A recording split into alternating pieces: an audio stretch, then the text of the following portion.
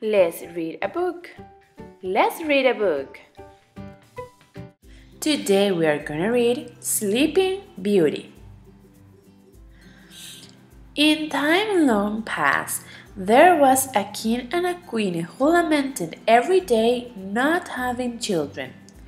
Then one day, while the king was bathing in the river, a crab crept out of the water and announced to her, "Very soon your wishes will come true, and you shall have a daughter."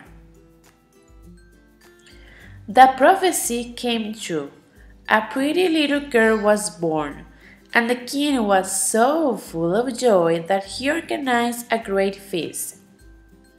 He invited his relatives, his friends, and also the fairies. There were 13 wise women in the kingdom. However, since one of the fairies was not invited, the king had only set 12 golden plates. The feast was splendid. When it came to an end, the fairies bestowed their magic gifts upon the baby.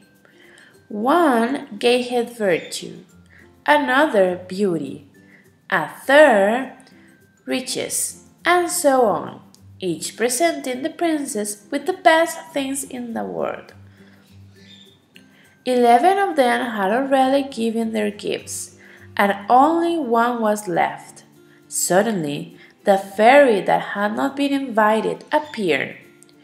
Without even greeting, she roared in anger. At the age of 15, the princess shall prick herself with a springle and fall down dead. Then she left the room without saying another word. They were all worried, but the 12th fairy, the one that had not yet given her magic gift, said, "I cannot do the evil spell, but I can soften it a little. She will not die. She will only fall into a deep sleep for 100 years." The king, desperate to protect his child from the disaster, gave orders to burn every springle in the kingdom. Time passed by, and the princess grew into a beautiful, kind girl. Soon after she turned 15, the young woman was left alone in the palace. She took this opportunity to explore all the places that were forbidden when her parents were home. She looked into bedchambers and passageways, and at last came to an old tower of the castle. She climbed up the windowless staircase. There she found a door with a rusty key in the lock. She turned the key and went into the little room, where an old woman sat working with a spindle. "Good day, dear woman," said the princess. "What are you doing here?" "I am spinning," answered the old woman. "What is that object that turns and turns?" asked the girl, while taking the spindle with her hands. She had barely touched it when she fell into a deep sleep. At that moment, the king, the queen, the courtiers had just arrived home. They also fell into a deep sleep. This sleep also embraced the horses in the stable, the pigeons on the roof, the dogs in the yard, the flies on the wall, and even the fire that was burning in the hearth. The maid, who was going to pull the ear of a mischievous boy, fell asleep. The meat roasting in the spit stopped churning, and the cook fell asleep while plucking a hen. Around the castle began to grow a hedge of thorns. Every year the barrier became higher, and at last grew so high that everything was completely covered.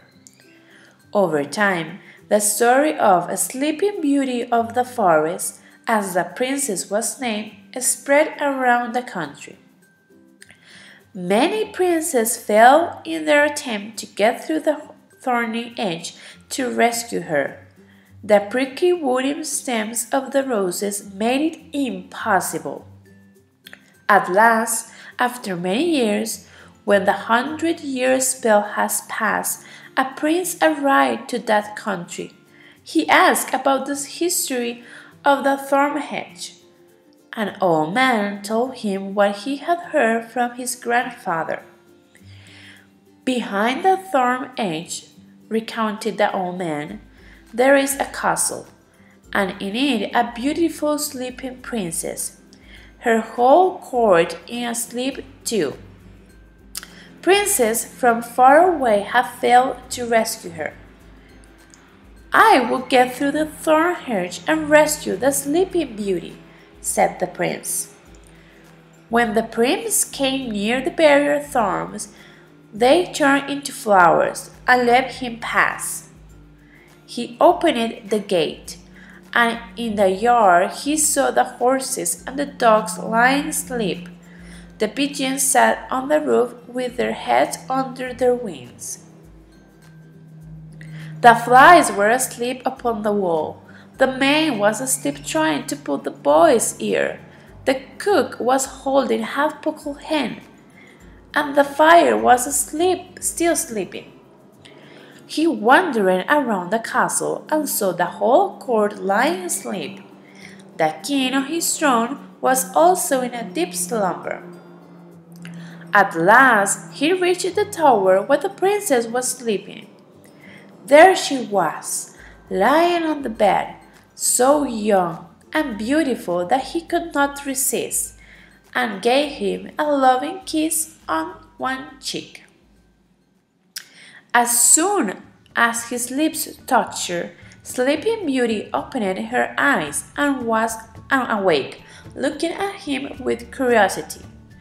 At that moment the king awoke, also the queen, the whole court. The horses stood up and shook their manes. The dogs started barking and waving their tails. The pigeons flew into the open country. The flies on the wall crept again, and the fire revived and finished cooking the meal. The meat sizzled in the spit. The man pulled the boy's ear.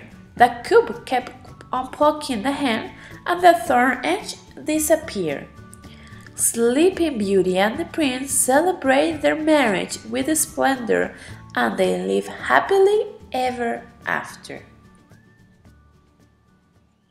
Si te gustó este video, dale me gusta y no te olvides de suscribirte. También entra a www.claudiacosta.com para adquirir práctica de este y de otros temas, productos exclusivos y tener la oportunidad de matricularte a mis clases de inglés.